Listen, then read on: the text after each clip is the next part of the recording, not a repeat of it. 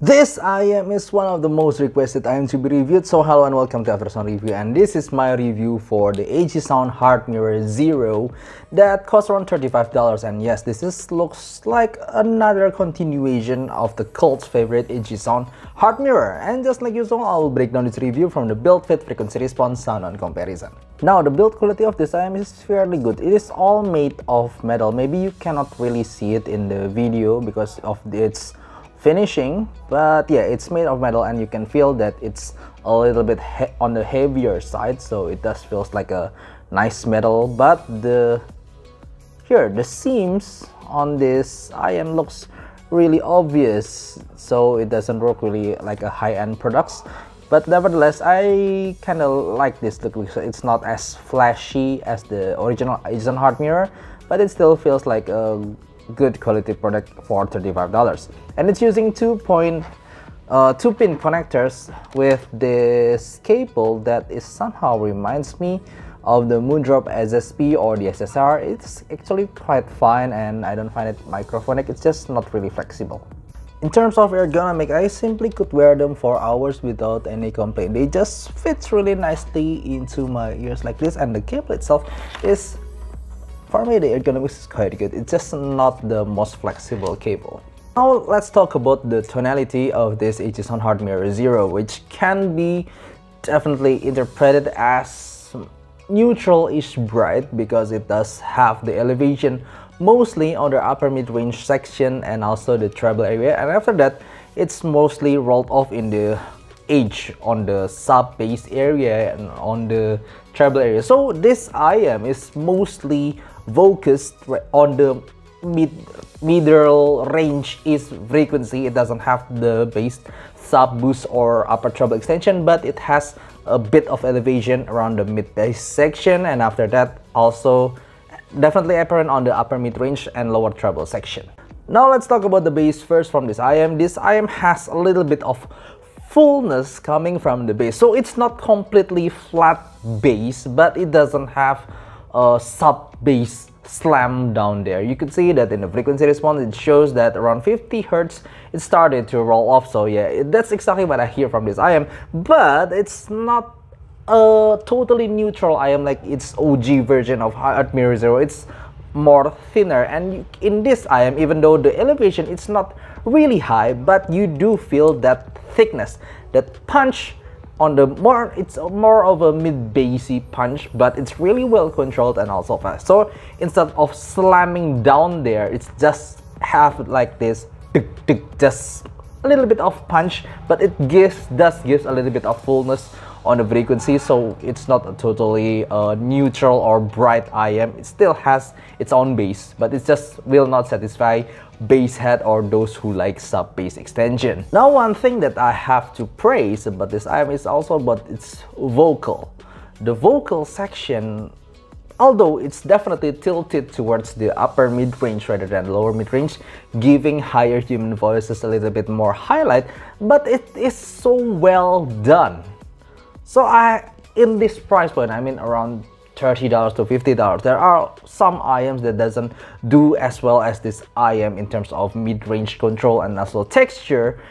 This IM does have a tilt towards bright vocal, but it's really well done. It has this kind of smoothness and texture that is very well done for female vocals. So for example, when I'm hearing IU or Taeyeon, I could hear their voice very naturally. It's forward, it is sweet, but it's very articulate in every words they are singing, but you do also get their power.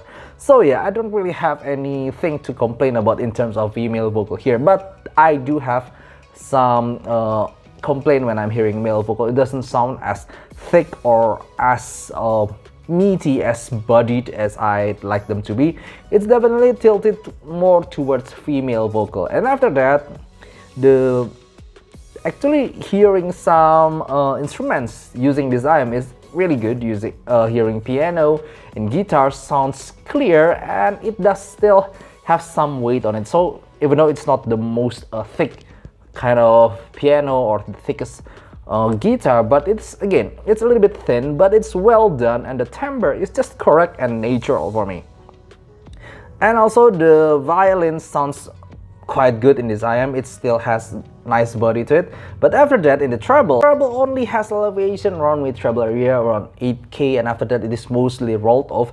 But even though the graphs show it's kind of high, but in actual listening it's not that bad. In fact, I quite enjoy this kind of treble. Maybe it has something to do with the texture of this IM, because even though I can feel that at K peak, but it sounds smooth, maybe because after that it has a very steep fall down frequency response, but it has such a delicate kind of treble that does have good sparkle and also good bite for violin. So I really have no complaint with the treble. But if I have just to be nitpicking, it's about the treble extension. I do find it a little bit lacking. So when I'm hearing violins from like the Lindsey Sterling and some cymbals, the air frequency isn't really there. But nevertheless, for instruments, for me it still sounds natural. So yeah, as overall tonality of this IM, I would consider this IM to be a specialized kind of IM. It is mostly recommended if you like vocal or acoustic music that doesn't really need a sub bass, because that's my personal complaint about this IM is about its sub bass. It's definitely lacking sub bass. When you are lacking sub bass, when you hear them from this IM, it doesn't have the rumble that it's supposed to be there when I'm hearing some orchestral music or some original soundtracks from movies. I don't really hear them from here. I don't get that rumble coming from this IM. It just have this tick tick tick. So it's not really extended both in frequency and in my hearing. But the good thing about this IM is definitely about that mid-range, even though it is tilted towards thin, but it's really well done. And hearing female vocal, I would say that for $50 and below, even maybe $70 and below, this is one of the most enjoyable female vocal that I have ever heard. It's really enjoyable, and also but still keeping its smoothness, texture, and also articulation really well done in this IM. And the good thing doesn't end there. The technicality of this IM, I would still consider this IM for $30. If I'm talking about $35, this is simply the best I've ever tried for $35. Even I would say they are comparable to IMs like the Moondrop Aria or the Untitled Chapter. It's just the Untitled Chapter and Moondrop Aria for me are more balanced in tonality. But in terms of technicality, resolution, detail, and every note definition, for me it's just on the same level as them. It doesn't reach the KZP-R2 level. It's just another level in terms of resolution and details. But it definitely sounds really clear, but still maintaining a good timbre on it. So how do they compare with another $35 IM like the Keyword's Cadenza? Well, I would say that the Keyword's Cadenza is slightly sound more thicker, more fuller in the bass area, and also the mid-range is also sound thicker with more rolled off in the treble section, giving this IM a thinner sound, but it sounds definitely clearer for a lot of music that I've tried. Again, the main complaint of this IM that I've tried is the lacking of sub bass. I'm not talking about the biggest, I'm not talking about the quantity of the bass alone, but just lacking some some notes down there to make this IM sounds complete for me. The Keyword's Cadenza have better sub bass extension compared to this Hzsound Heartmirror Zero, but it's definitely clearer on the Hzsound Heartmirror Zero. So another thing that I'd like to compare them with is like against some good IMs like how is it compared to the Untitled Chapter? Well, comparing them with the Untitled Chapter, I would say in terms of vocal clarity and vocal enjoyment alone, sometimes when I'm hearing again female vocal, I can say I enjoy this Hzsound Heartmirror a little bit better than the Untitled Chapter. But again, the Untitled Chapter in terms of overall frequency balancing, I would say that the Untitled Chapter is simply better on that section.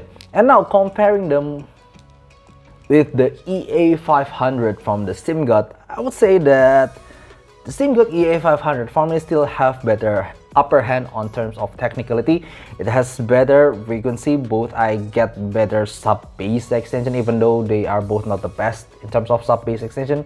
but at least I hear more sub bass in the EA500, and also I hear more treble extension on the EA500 with better notes definition and attack.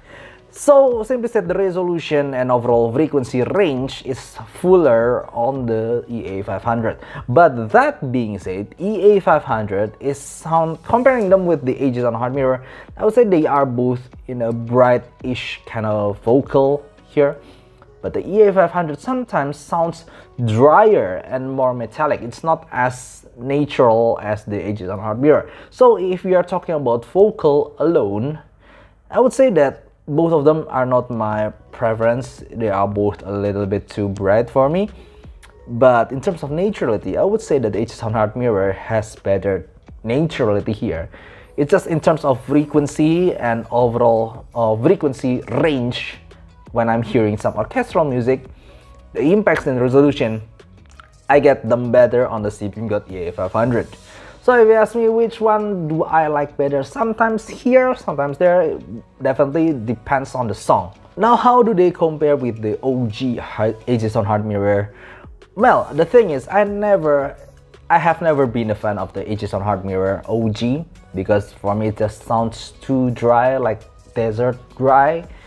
It just have a good technicality, but it's super dry. Now, comparing them with this Hzsound Heartmirror Zero, it's like a more smooth down version of the OG Heartmirror Zero, maintaining a good clarity and resolution, but it is smoothed down, it's toned down, it's not as dry as the OG version, but at the same time it's also losing some edge on the OG Hzsound Heartmirror, making this not as resolving as the OG Hzsound Heartmirror. But if I have to choose one, I will definitely pick this any day, because it's simply more bearable for my ears, and I could actually enjoy this IM, but I couldn't enjoy the OG's Hzsound Heartmirror. So that's all I could say about this IM. Overall, this IM is a very specific made kind of IM. It's mostly focused towards a kind of thin sounding female voice, but it's done very beautifully, at least for me, even though it's not my preference for vocal alone, but for female vocal, it's really enjoyable. And my main problem, it's not about the treble. I can bear with that lacking some air up there, but for me, my biggest complaint is about that note down there, that sub bass extension down there.